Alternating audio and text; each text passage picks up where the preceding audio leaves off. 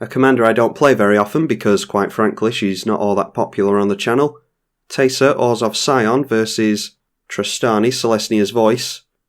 We will keep that. Yeah, don't play Teysa Orzhov Scion all that often because, like I said, she's not all that popular, but she is one of my favourite commanders. So I'm going to play her today and hopefully can give her a good showing. Our opponent starting things off with a tap land. I think we can go for Blood Artist here. And then we can go in for Gilded Lotus next turn, so let's get out a tap land. Alright, and we might be up against a more casual player here because they do have the slower fetches in the grassland there. Plus the fact that we have the fast mana, so not necessarily a fair matchup here. We do have time to go in for our Gilded Lotus. So let's swing in at our opponent for 0 damage and pass the turn. And they get down another tap land, so they're struggling on the mana front here, but they get into Avacyn's Pilgrim, so that's 4 mana they've got by turn 3, it's not terrible. Then a Fyndhorn Elves as well, so keeping up with us quite nicely. Let's go for a Plains, and we get down our commander here, as well as that Bitter Blossom. Then we'll pass the turn, holding up our Path to Exile. We can go in for something with Sidisi next turn, sacrificing a fairy token. Now a Rampant Growth from our opponent. They've got a lot of ramp in the deck, clearly.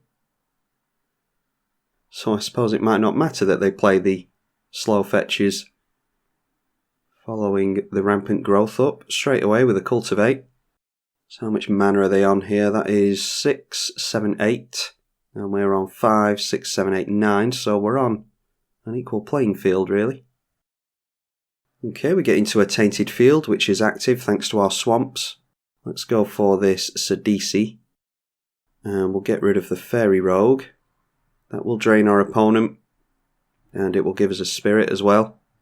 Now then, do we want Necropotence or Skull Clamp? I think Skull Clamp is faster, but Necropotence can guarantee us a full grip.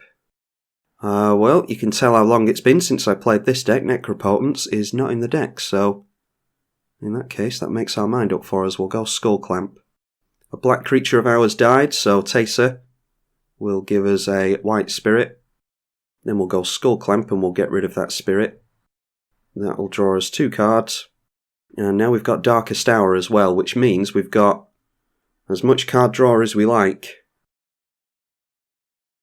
When a white creature dies, it will give us a spirit, which is white from Teysa, but the Darkest Hour will make it black, so we've got infinite tokens there, potentially. If we get into a sack outlet, we can actually infinitely drain our opponent with Blood Artist. So we'll see what we can get into here. We actually could do with some kind of sack outlet from the Skull Clamp. Luckily, we get into a token with the Bitter Blossom next turn. But we are against the colours that can get rid of any permanent type. Okay, a Mana Reflection. That leaves them with 4 mana held up. So we really want to be winning this game at this point, because that's a lot of mana our opponent's got.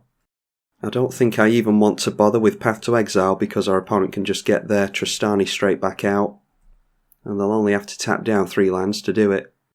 So let's see the Bitter Blossom trigger. Okay, an Austere command gets rid of the Mana Reflection in the worst case scenario. We'll drop the Plains. Don't think we've missed a land this game. Then let's go Clamp onto the Fairy Rogue and we'll see what happens with this Teysa. We draw a card, drain our opponent. Teysa throws out what would be a white spirit, but it comes in as black thanks to Darkest Hour. We clear a couple of lands off the top. Let's go for the Clamp again. And the spirit is still black, so it triggers Teysa again. And we can do this for as long as we've got mana, and we're not going to struggle on mana this game, are we? So let's just continue to draw. We're draining our opponent every time we do this, as well as drawing cards. Okay, Painter's Servant is the same combo pretty much.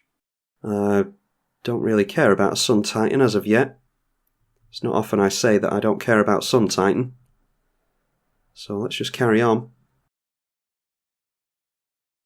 Cloud Goat Ranger is more tokens. It's a free sack outlet we're after here. Something like a Viscerous Seer. Okay, disenchant onto the Mana Reflection I don't hate. But it might be that we can win the game here if we can just draw into the exact card we need. Clearing more lands off the top. Jitte, a land tax. The last thing we need is more lands from a land tax. Okay, Demonic Tutor should do it. Yeah, we've got just enough mana left for a Demonic Tutor. Assuming that I'm not misremembering, we should have a 1 mana sack outlet in the deck. Viscerous Seer will do nicely. Do we have Carrion Feeder? That's actually faster, because we don't have to scry every single time with a Carrion Feeder. So now all we do, once we've played the Carrion Feeder, sack the Spirit,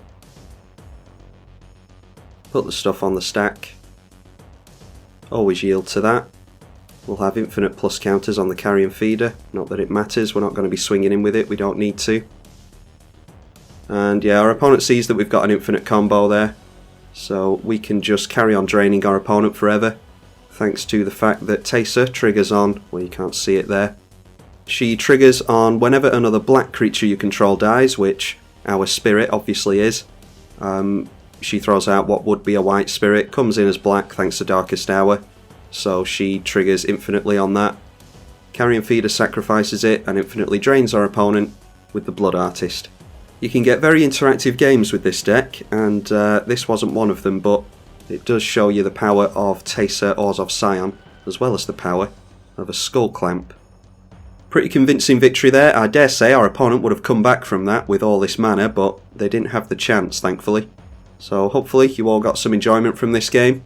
I'm tribalkai from the EDH channel. Thank you for watching.